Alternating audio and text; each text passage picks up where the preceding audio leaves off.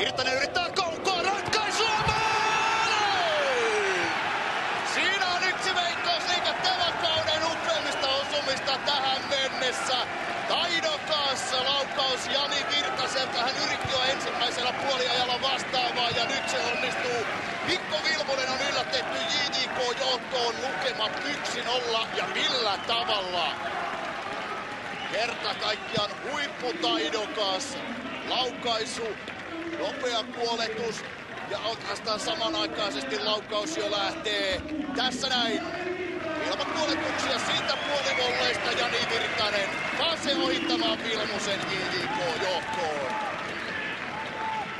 Otteella vähän vaikea asentokin vielä, mistä joutuu lähteä laukomaan. Nerokas ratkaisu kotijoukkueen johtoon. Se ei käyttänyt paikkaansa hyödykseen ja näin